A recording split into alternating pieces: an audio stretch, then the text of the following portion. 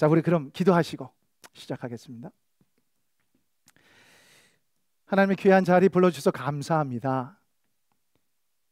일주일간의 삶 속에서 늘 동행하셨고, 주님의 거룩한 날 우리를 부르셔서 하나님의 전으로 불러주시고, 귀한 성도들과 함께 만나 나눔을 갖게 하시며, 기도와 찬양과 말씀을 통하여 하나님 만나게 하심에 은혜를 감사합니다.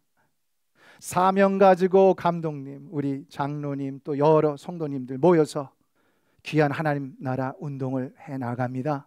교회 부흥 운동에 성령께서 강하게 역사하셔서 이것을 통해 은혜가 나아가게 하시고 은혜의 강이 퍼지는 귀한 성전으로 허락하여 주옵소서. 필요한 것을 공급하시는 여호와 이레 하나님께서 필요한 것을 주시며 필요할 도울 자를 보내주시며 이것을 통해서 복음이 나갈 뿐만 아니라 하나님의 사랑이 깊이 경험되고 평안, 주시는 평안과 안식이 경험되는 하나님의 귀한 처소로 허락하여 주옵소서. 부족한 종을 통하여서 주님께서 말씀하실 것인데 부족하여 성령께 매달립니다. 인간적인 생각과 말들은 다 제하시고 하나님께서 하시고자 하는 말씀만이 우리들 마음속에 꽂히게 하시며 우리의 영이 움직여서 그 말씀을 받되 은혜롭게 하나님의 은혜를 받게 하시고 또 삶 속에서 직접 실천하는 곳까지 나아갈 수 있도록 은혜 베풀어 주옵소서.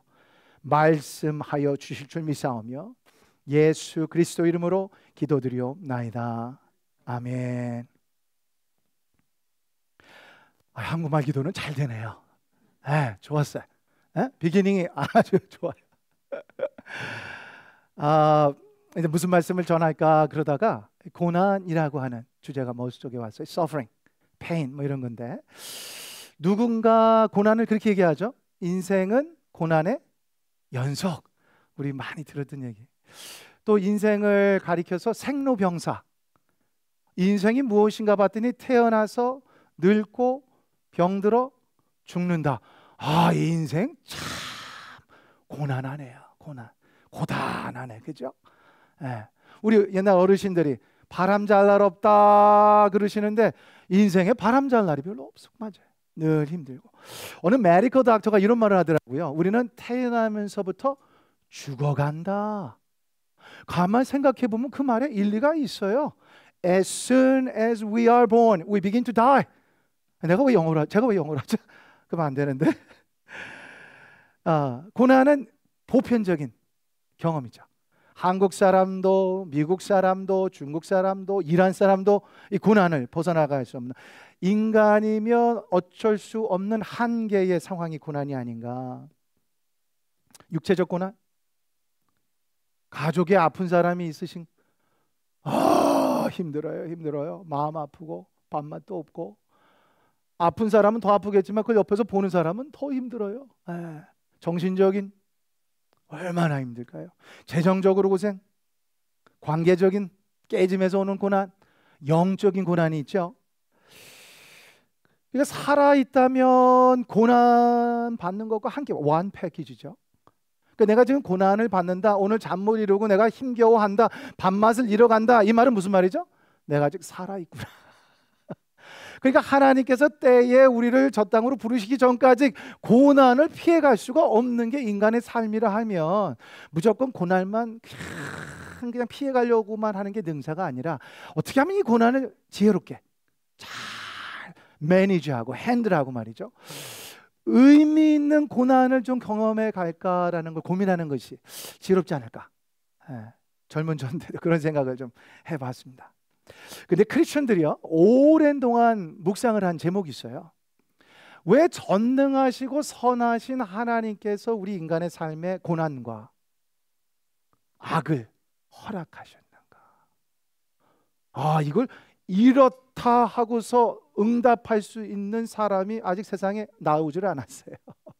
아마 저 땅에 가면 주님께 여쭤봐야 될 제목인데, 전능하신 하나님, 아직 과학자들도 밝혀내지 않은 이 엄청난 우주가 아직도 팽창하고 있다고 하는 그 우주를 창조하신 하나님, 우리 온 몸을 창조하신 하나님께서 왜 우리에게 고난과 악을 허락하셨을까? 어떤 고난은 우리 인간의 실수로 오기도 하죠. 다른 사람이 악한 의도로 나를 괴롭히려고 오는 고난도 있죠. 자연재해, 어저께 뭐 노스 다코타 쪽에 스톰이 쳐가지고 뭐 난리가 났다 그러죠. 자연재해로 오는 고난이 있죠. 근데 성경에 읽어보면 또 어떤 고난은 나의 죄의 삶으로부터 돌이켜 하나님께로 데려가고자 하나님께서 훈련의 과정, 디스플린으로 쓰시는 고난도 있다라고 가르쳐 주죠. 근데 어떤 고난은 다 경험해 보셨겠지만 왜 이런 고난이 나한테 일어나는지 영문도 모른 채 도대체 기도하고 씨름해도 왜 내 아이가, 내 자녀가, 나의 삶에 이런 고통이 일어나는지 알지 못하고 당할 때가 있다라는 거예요. 그때 그 시련, 그 신앙의 그 트라이얼 있잖아요. 시험.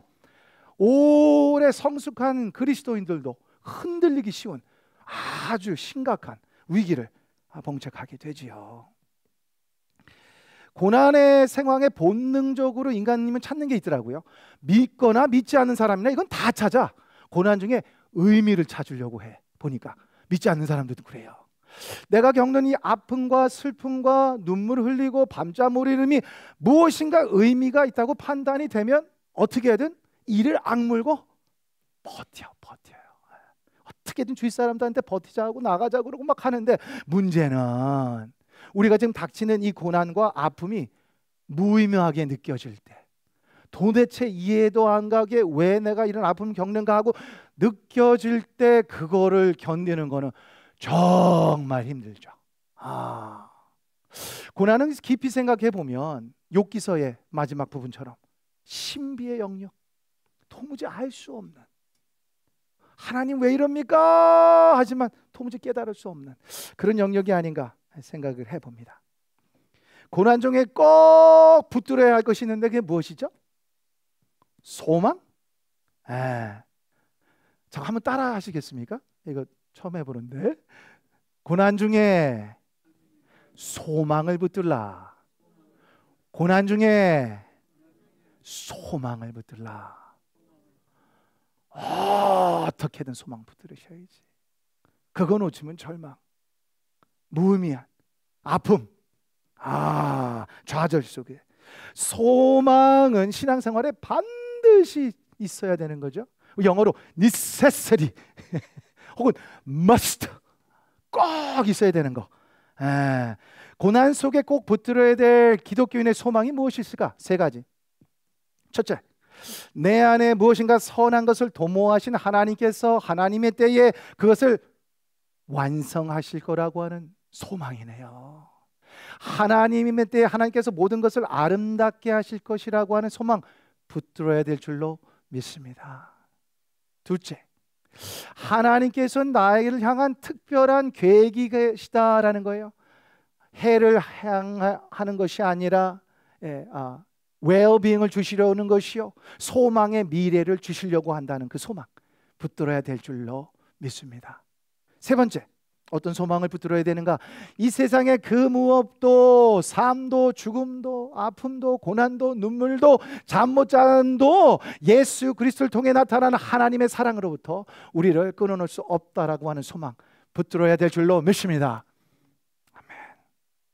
아멘 하니까 너무 좋네요. 저희 그 미국 교회 교인들, 제가 이제 그 교회 간 지 2년 됐는데, 처음에는 제가 할렐루야 그러면 아멘 하라 그랬더니 아무도 안 해. 이제는요 많이 해요. 역시 훈련이 최고해. 보니까 반복과 훈련. 자, 우리가 신앙생활을 오래 해가지고 기억 잘 이렇게 집중하지 않는 것 중에 하나가 무엇인가 봤더니, 살아계신 하나님의 아들이신 예수 그리스도도 이 땅에서 고난을 당하셨다. 왕의 왕, 주의 주, 아주 그냥 엇도래를 가지고 하나님 나라 말씀을 선포하시고요, 치유의 이적을 일으키는 놀라운 치유자시고, 악한 마귀를 물리치시는 능력의 주님께서도 이 땅에서 고난을 당하셨다. 아니, 하나님의 아들 예수님도 고난을 당하는데 내가 뭐라고 고난을 안 당합니까? 그죠? 베다니에 도착했을 때 나사로가 죽은 지 사흘이 됐어요. 그 시신이 임해 무덤에 안치가 돼.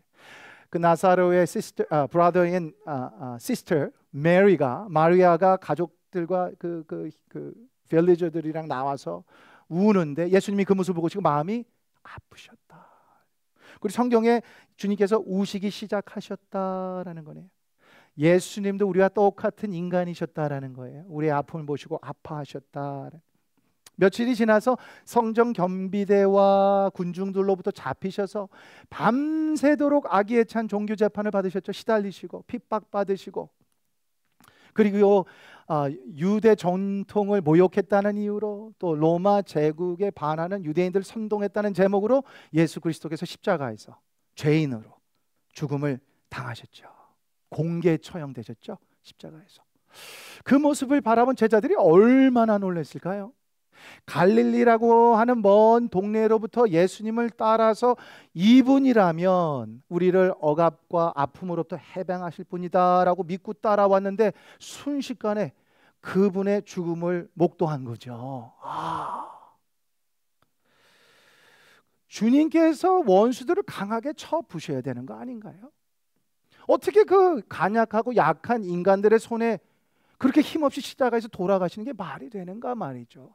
세상 사람들에게 보란듯이 놀라운 능력을 행사하시면서 예수 그리스도께서 십자가에서 나오셔야 되는 거 아닌가라는데 도대체 십자가의 사건을 우리가 어떻게 이해하는가, 그러는 게 질문이죠. 왜 예수 그리스도는 십자가에서 돌아가셨는가?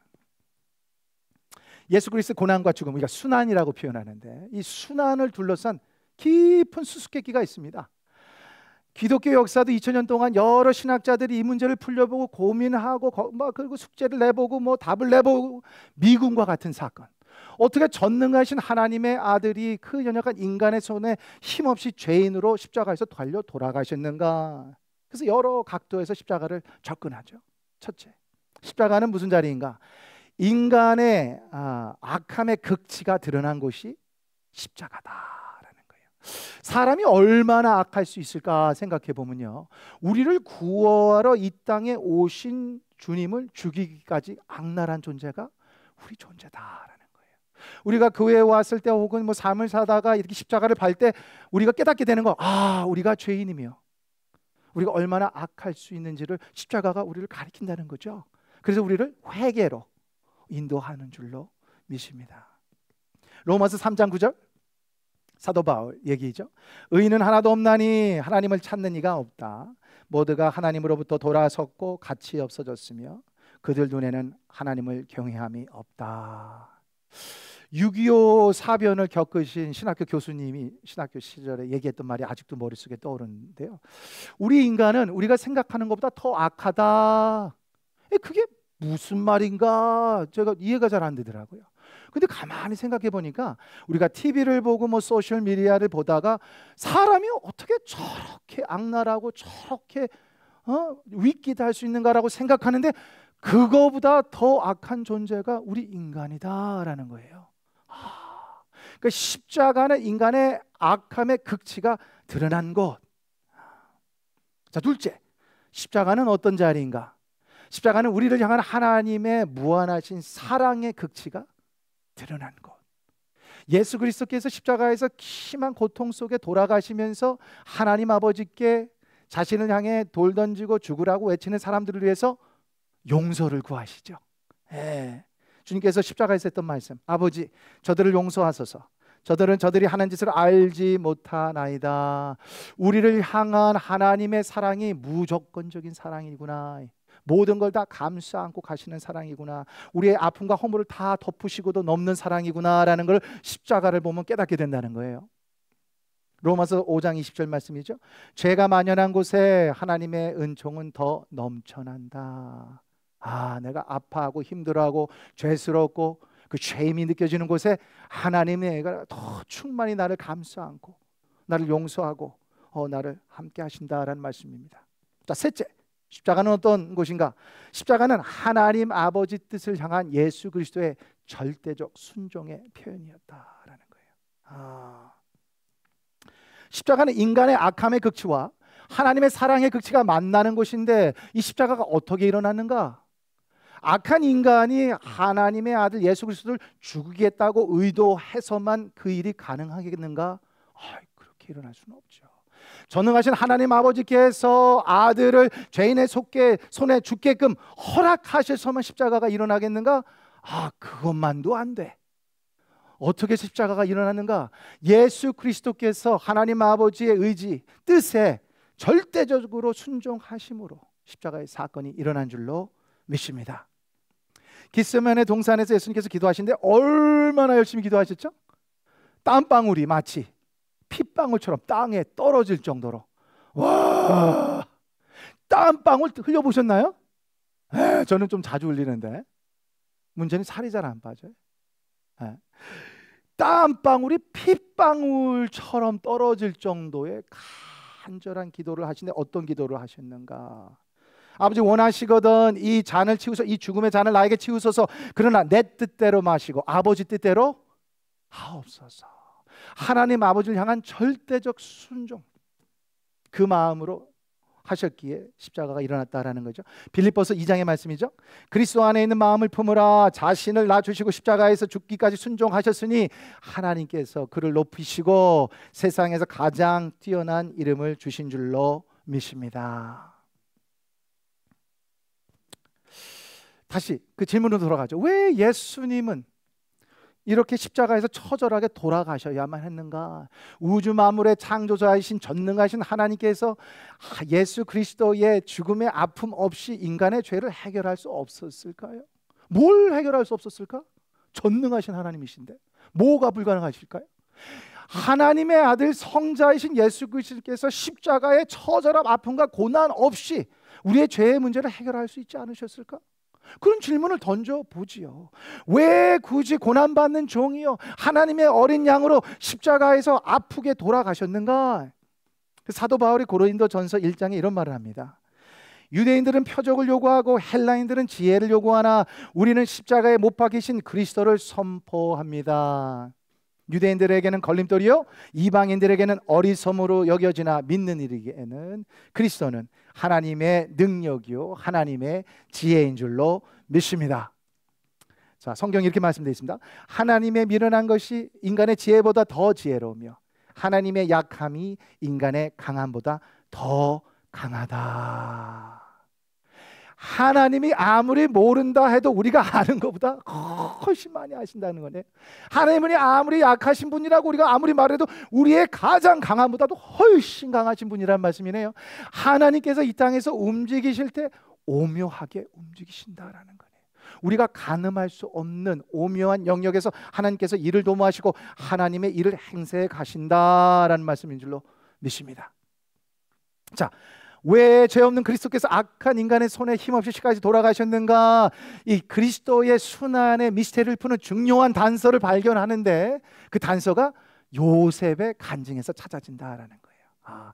창세기에 소개된 요셉.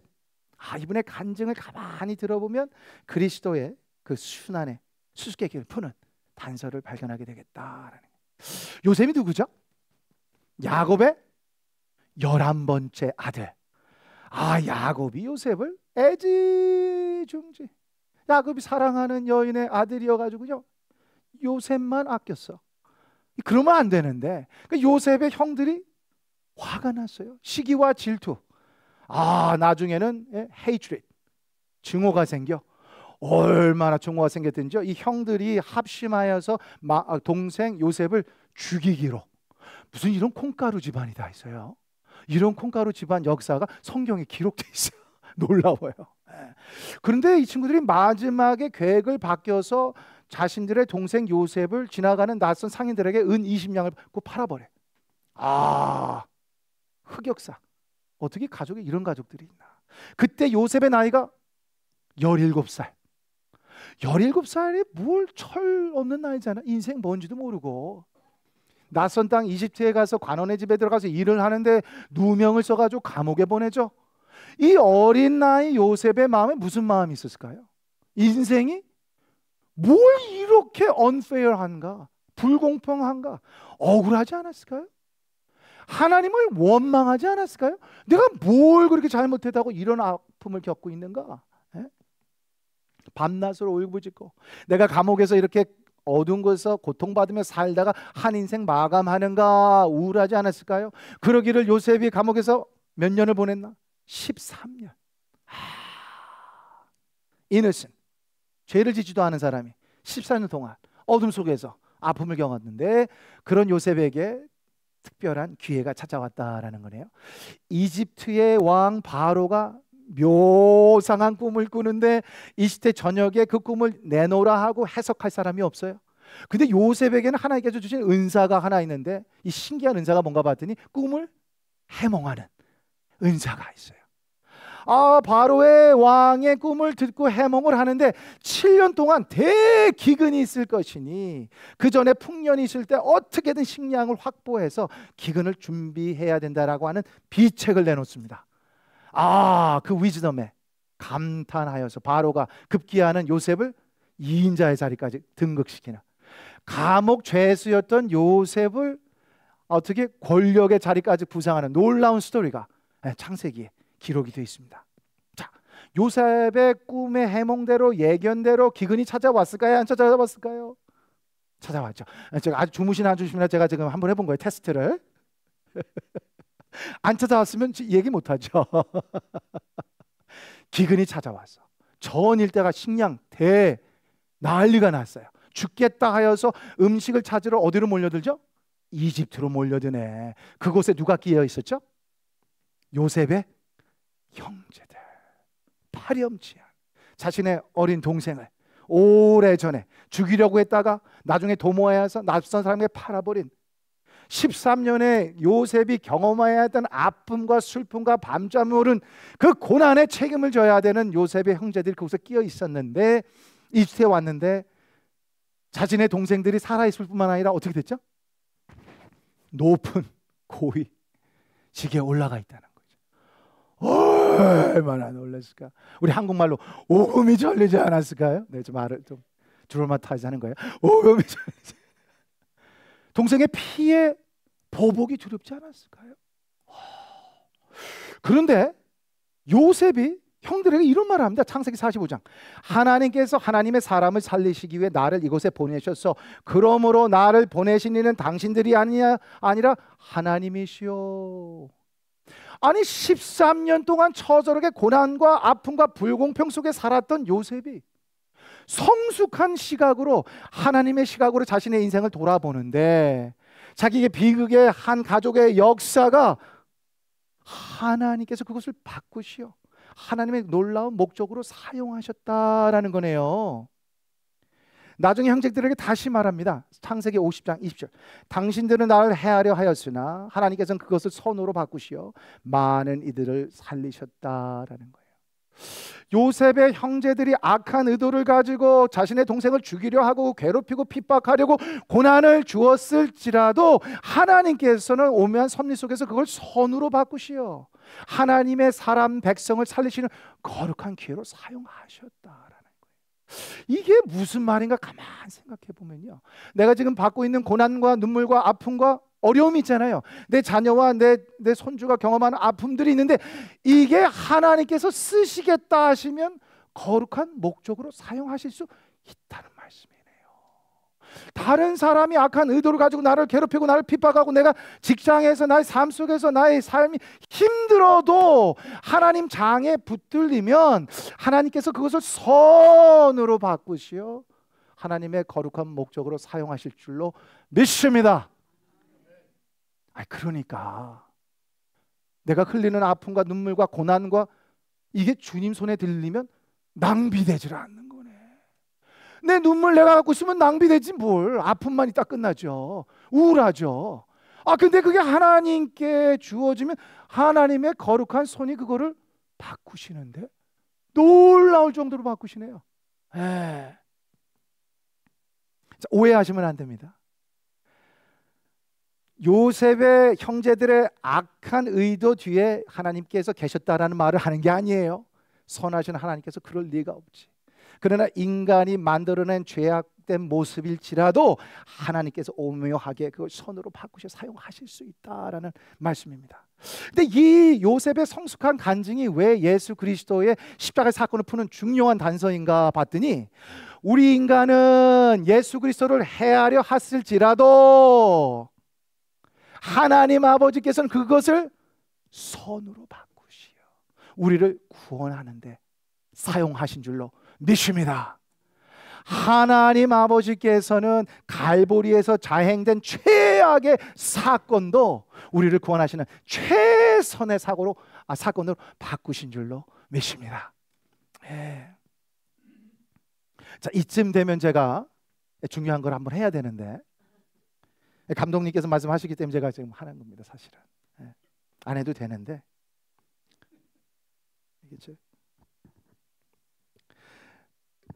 이게 좀 긴장하지 마세요. 좀 이상한 목사라고 생각할 수도 있는데, 제가 미국 교회에서 목회하다가 땀이 너무 많이 나는 거예요. 그래서 어느 날은 자켓을 벗었어요. 땀이 계속 나.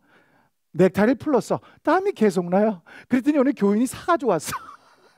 목사님 설교 때 쓰세요. 그래서 제가 그냥 커리스로 한번 써드렸는데 너무 좋아. 그래가지고 그 다음부터 쓰기 시작해요.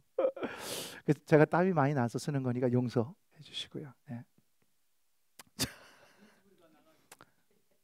감사합니다. 2022년 12월, 우리 성도님들 어디 계셨는지 모르겠는데, 저는 여기 서들리라고 하는 여기 노던 버지니아 여기 이곳에 그 연합감리교회 목회 그때 하고 있을 때고요. 2022년 12월이면 벌써 연합감리교회가 막 갈라지는. 2022년 5월에 글로벌 감리교회가 이미 벌써 런치가 돼가지고 시작이 되고, 연합감리교회 목회자들이나 교회들이 다 지금 이렇게 컨퓨즈가 돼가지고 어떻게 될지 방황하는 시간. 그 목사로서 그리스도인으로서 나는 이 인간의 성 정체성, LGBTQ 이걸 어떻게 해석하고 이해해야 되는가? 하나님의 사랑으로 감싸는 건 좋지만 하나님의 진리의 말씀은 어떻게 내가 그럼 지켜야 하는가 하는 고민. 그래서 내가 주님께서 보내주신 양들은 또 어느 방향으로 인도해야 되는가 고민해서 하나님께 기도를 해서 하나님이 지혜를 주십시오. 이거 어떻게 이 난관을 헤쳐나갑니까? 이러다가 교회가 다 깨지고 큰일 날 판인데 이걸 어떻게 합니까? 기도를 하는데 제가 생각지도 않은 말을 제가 기도하는 중에 막 하고 있더라고요. 죽으면 죽으리라. 죽으면 죽으리라. 그렇죠? 영어로 제가 했거든요. If I perish, I perish. If I perish, I perish. 에스더 여왕이 했던 말이네요. 왜 내가 좀 이런 기도를 하고 있지라고 정신을 차리고 보니까, 제가 연합감리교회에서 20년 목회했거든요. 20년 동안 커리어를 많이 쌓았을 거 아니에요. 그거 다 날아갈 판이에요. 제가 섬기고 있던 교회 목회지도 이제 잃어버릴 판이에요. 제 아내하고 심각하게, 여보 목회하면 뭘 먹고 살지? 감독님, 제가 심각하게 한번 찾아봤어요.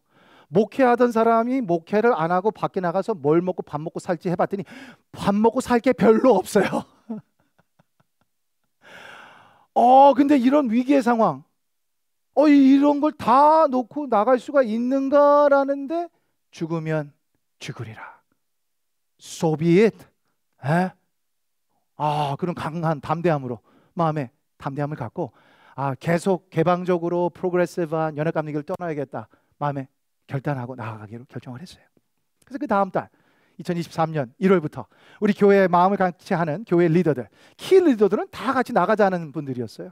그래서 우리 한 10명 정도가 모여서 우리 교회가 교단 탈퇴를 하기 위해서 계획을 하고 이제 준비하자. 그래서 준비를 하는데 5월 7일에 전교인 투표가 있었어요. 그래서 이제 1월 초부터 5월 초까지 그냥 열심히 뛰는데 교회가 반이 갈라져 버렸어요. 저는 제가 목회자로서 이렇게 진단해 보니까 보수적인 교회여서 나가는데 승산이 있겠다 그러고 했는데, 교회가 갈라졌어요.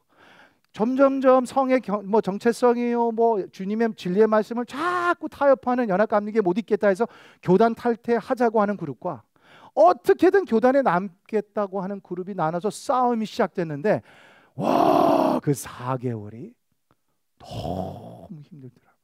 반목, 싸움, 미국 사람들도 막 회의하는데 막 싸움하고 난리가 나, 소리치고 뒤에서 막 비방하고, 저는 또 감리사한테 연락을 얼마나 많이 받았는지. 그리고 주일 아침 얼굴 보기 어려울 정도로 그렇게 힘들게 4개월이 지나갔어요. 자, 드디어 5월 7일 주일 저녁 전교인 투표 결과, 뚜껑을 열었는데 결과가, 투표에 참석한 교인의 70%가 교단 탈퇴 반대.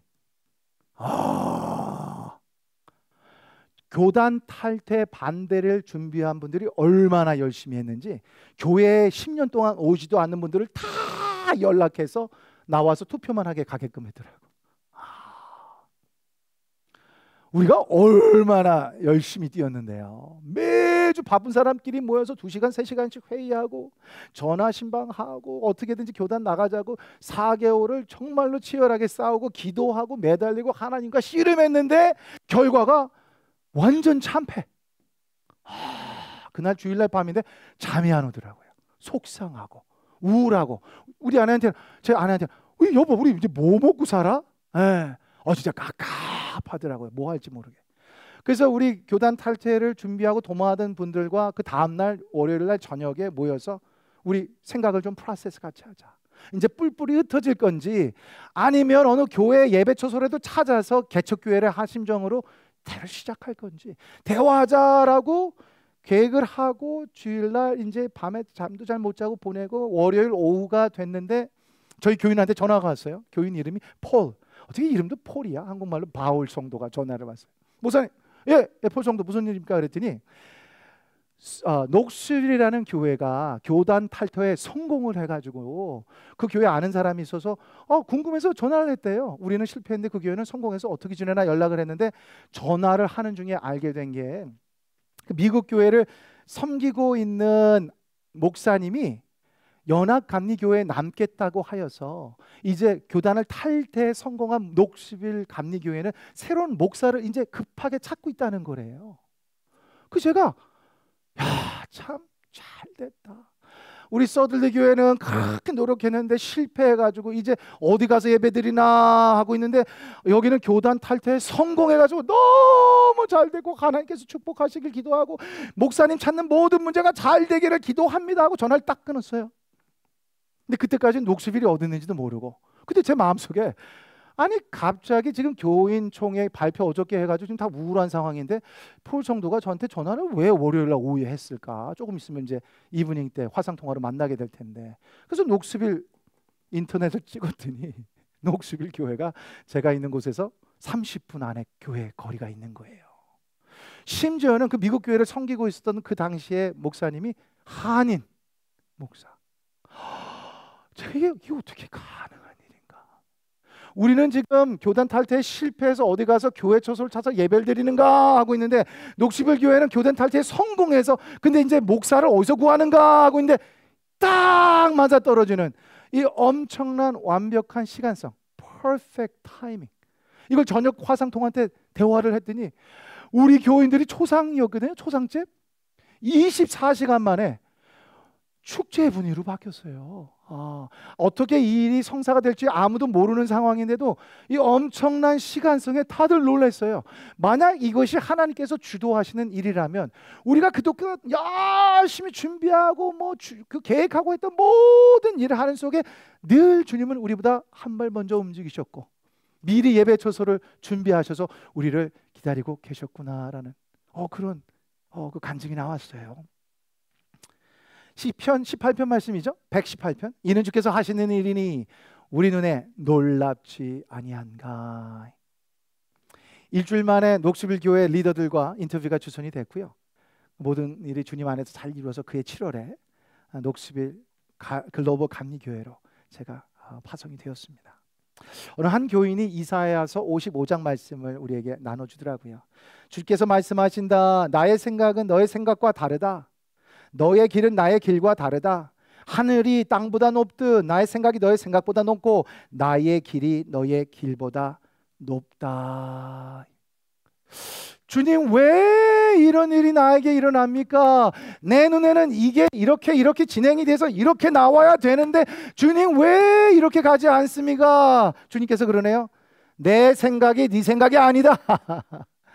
하늘이 땅보다 엄청나게 높죠. 하나님의 생각이 우리보다 생각보다 높으신 그 하나님을 찬양합니다. 우리는 아픔 속에 절망 속에 태풍 속에 앞을 못 보고 울고 아파하지만 하나님께서 모든 것을 꿰뚫어 보시고 아시는 줄로 믿습니다.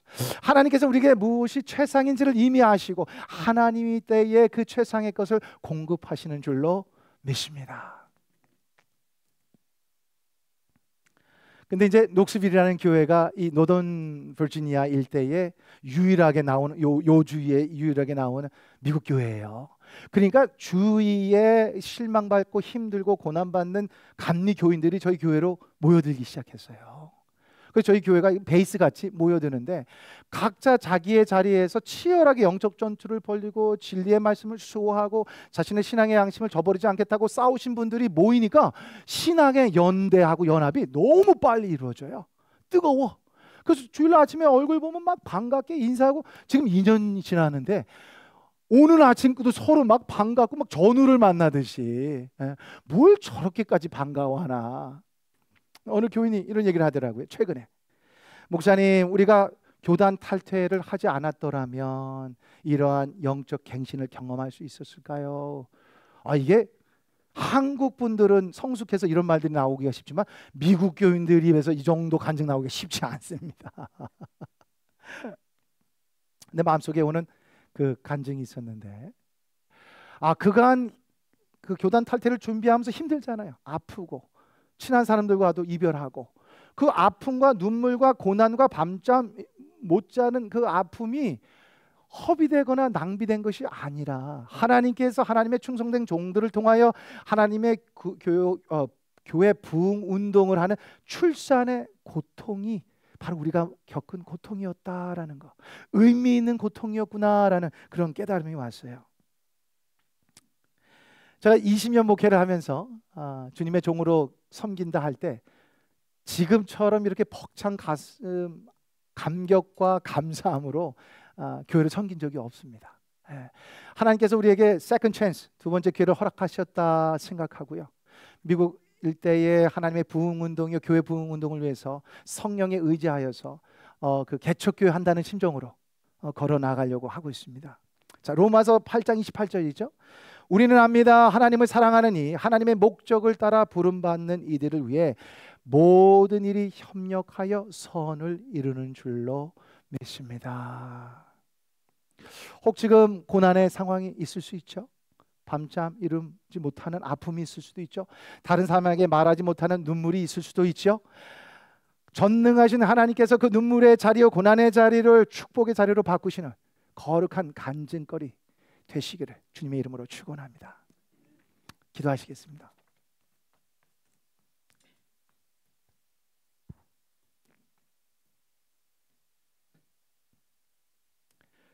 하나님,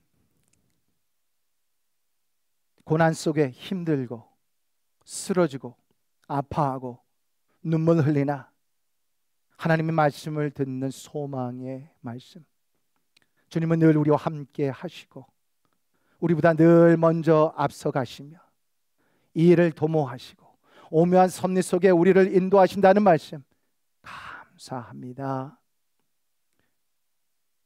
힘겨움 속에 넘어지지 않게 하시고 다시 일어나게 하시며 소망을 붙들게 하시고 승리하신 예수 그리스도를 바라보며 걸어가는 역사 허락하여 주옵소서. 각자의 자리에서 눈물의 자리일지라도 고난의 자리일지라도 아픔의 자리일지라도 전능하신 하나님 안에서 하나님께서 거룩한 목적을 위해서 사용하실 수 있다는 말씀 갖추고 견디게 하시며 전능하신 하나님께서 그 고난의 자리가 축복의 자리로 바뀌셨다고 하는 거룩한 간증거리를 삼아 주옵소서. 골짜기를 걸어갈 때 주님을 가까이 만나게 하시며 하나님을 찾게 하시고 하나님을 만남으로 그 평안과 기쁨을 누리는 귀한 성도들로 주님께서 은혜 베풀어 주옵소서. 감사드리며 예수 그리스도 이름으로 기도드리옵나이다. 아멘.